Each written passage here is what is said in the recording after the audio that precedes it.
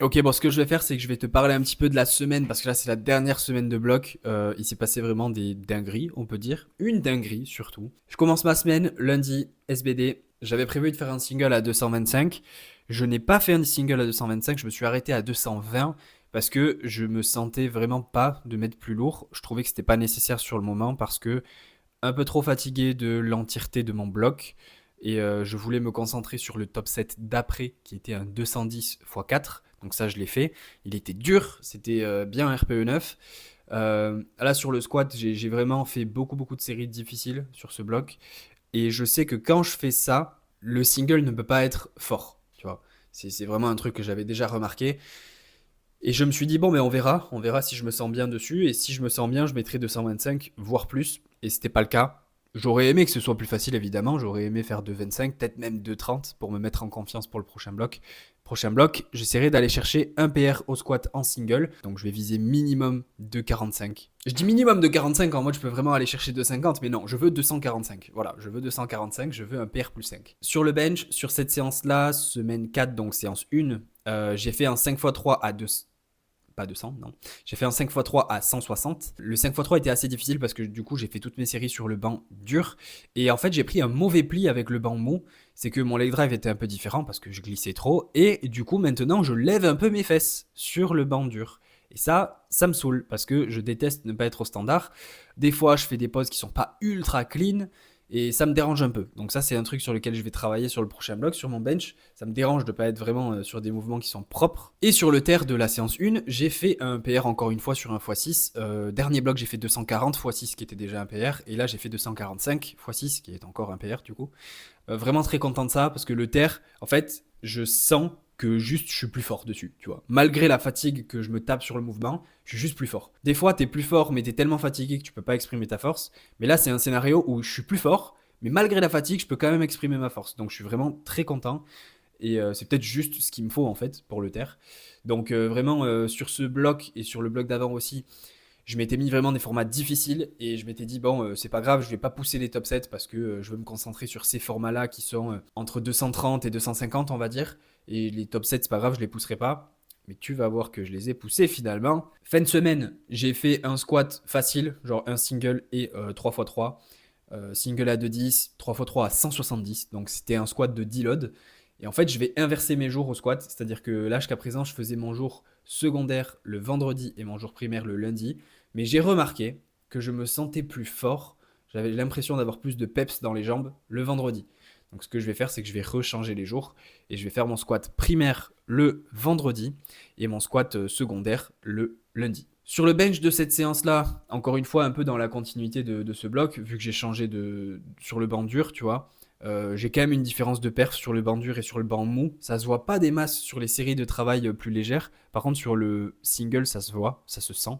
Et là, j'ai fait 170. J'aurais peut-être pu aller chercher plus, mais en fait, ma technique, elle est tellement moins stable, moins répétable. Je sens que je suis fatigué aussi quand même sur le mouvement, que du coup, je me suis dit, bon, ça sert à rien. J'ai fait 170 3 fois sur ce bloc encore. Donc, c'est une barre que je banalise bien comme il faut. C'est pas grave de pas faire plus, ça me dérange pas plus que ça. Et le terre, par contre, alors là, le terre, putain, tu sais quoi, je vais te laisser avec le terre. Et je parlerai ensuite.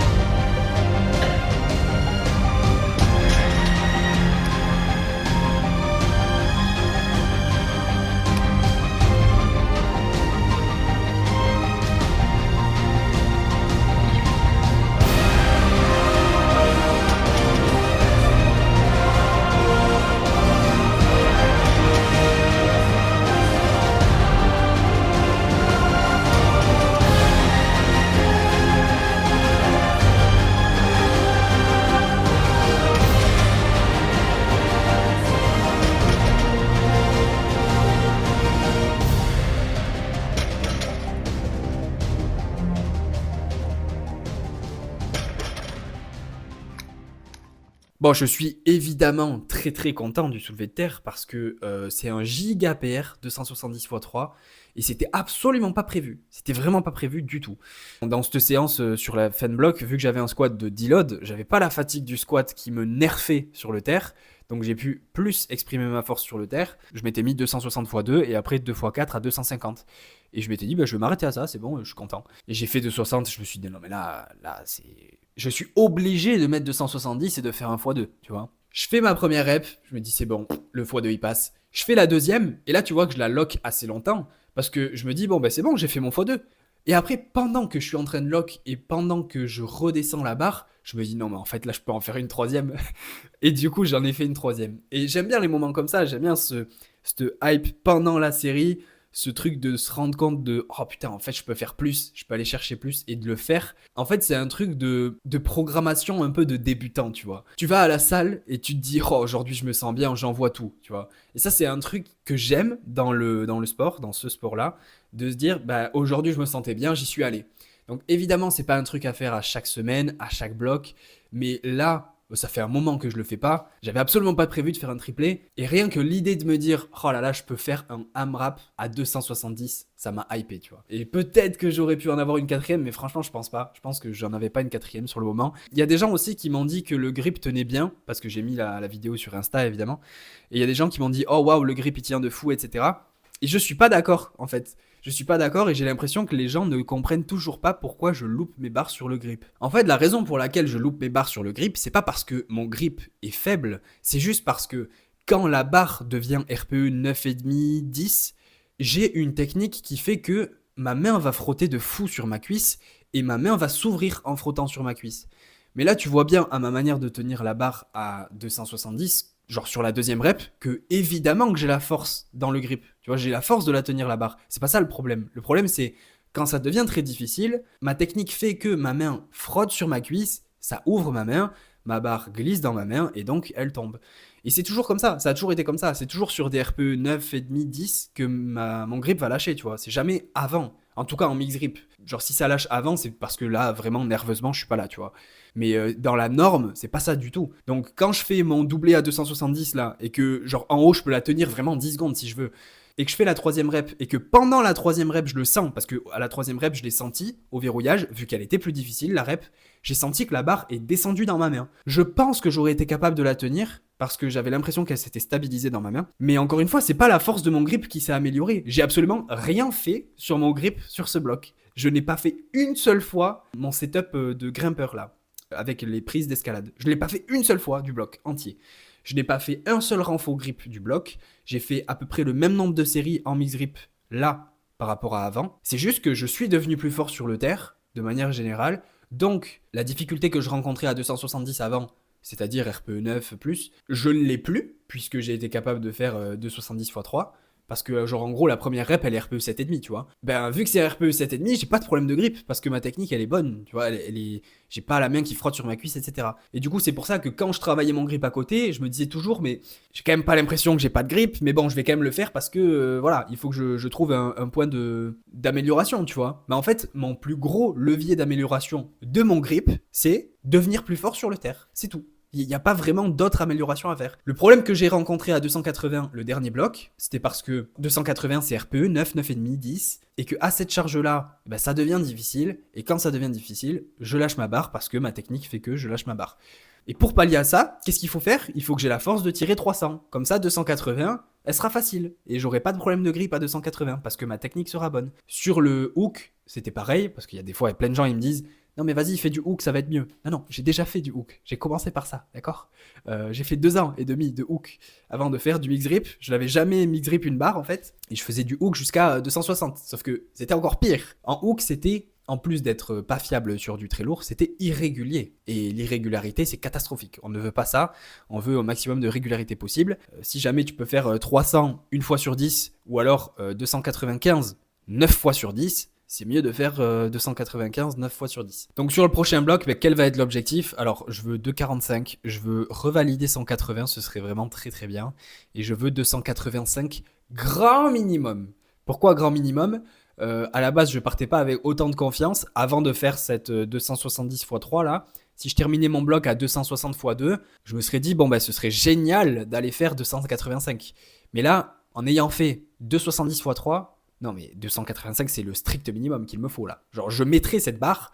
Je sais même pas si je mettrais cette barre. Est-ce que je mettrais directement plus? Est-ce que je mettrais 290? Je ne sais pas. En tout cas, je veux plus. Il faut que je fasse plus. Mon meilleur doublé, c'était 267. Mon meilleur triplé, c'était 255, un truc comme ça. J'ai loupé un triplé à 260 il y a quelques mois. Donc là, de triplé 270, c'est énorme. Énorme. Donc, il faut concrétiser ça sur du très lourd, sur du single, parce qu'on fait ce sport-là en single. Là, on est le lendemain de la séance, par contre, on est le samedi. J'ai le dos. Il est éclaté. Et c'est entre douleur et fatigue, tu vois. Donc là, c'est pas ouf. Là, je passe pas mon meilleur moment. J'ai le dos et la hanche à droite. Ça me le fait, bon, quand je fais un peu trop de mix grip, ça me le fait. Rien de dramatique, mais je vais pas passer la meilleure des journées. Aujourd'hui, ça va être marche, un peu d'étirement. Le lendemain des gros SBD comme ça, le lendemain des grosses fan blocks, j'ai quand même l'impression d'être un peu un papy. Mais bon, il faut ce qu'il faut pour devenir plus fort. Tant que c'est pas sur du long terme, tu vois, ça va. C'est des douleurs que je suis prêt à accepter parce que ça fait partie du jeu, en fait. Quand tu fais du sport performance, tu peux pas avoir zéro douleur H24. T'es obligé de passer par un moment un peu inconfortable. Donc là, mon dos, c'est un peu une brique, tu vois. Malgré le fait que je gère très bien le volume de travail, j'enlève des séries quand ça devient très dur et tout. Bah, même malgré ça, tu vois, c'est quand même difficile. Surtout qu'en back-off, après ce 270 x 3, j'ai fait 2 x 4 à 250. Je viens de te dire juste à l'instant que mon meilleur x3 c'était 255 et là je fais 2 x 4 à 250 en back-off. Après ça, tu vois. Donc j'ai clairement passé un palier au terre, mais par contre le dos il le sent aussi, qu'il y a un palier qui a été passé et il est en mode vas-y calme-toi là. Prends un peu de repos parce que ça tire, tu vois. Donc je vais l'écouter, je vais prendre du repos là. Et j'espère que ça va continuer dans ce sens. En tout cas je fais tout pour que ça continue dans ce sens. Nutrition, sommeil, récup, prog intelligente. Et là, je suis un peu dans une phase où, tu vois, c'est très facile de se laisser emporter par le progrès et de se dire, allez, vas-y, je vais en faire plus, je vais en faire plus, je vais en faire plus. C'est là que c'est le plus difficile de se contenir. On se dit, oh waouh, j'ai fait tout ça, mais du coup, prochain bloc, vas-y, je démarre à 260, tu vois. Et je termine à 290, plus. Et non, tu vois, c'est à ce moment-là qu'il faut être suffisamment lucide pour se dire, ok, j'ai réussi à arriver à ça parce que je me suis fixé un plan logique de base, avec une bonne gestion du stress d'ensemble. Je refais la même chose, vraiment. Pas je refais la même prog mot à mot, tu vois, mais je refais le même principe. Et pas, oh là là, c'était trop bien, vas-y, je vais encore plus haut, tu vois. Je vais essayer de finir plus haut, mais il faut pas démarrer plus haut, tu vois. Il faut être intelligent, il faut quand même récupérer chaque chose en son temps. Et c'est cette lucidité qu'il faut avoir, dont je parlais des fois quand je disais que l'auto-coaching, c'était pas évident. C'est cette lucidité-là qu'il faut avoir à ce moment-là. C'est, ok, t'es très haut, c'est très bien, on est tous contents, trop cool. Redescends maintenant, tranquille, laisse tout ça décanter, récupère, et ensuite tu repars, tu vois. Donc voilà, bref. J'espère que tu auras aimé la vidéo. Si tu as aimé, mets un j'aime, commente pour me dire ce que tu en as pensé. Je te dis à la prochaine. Reste positif. Peace.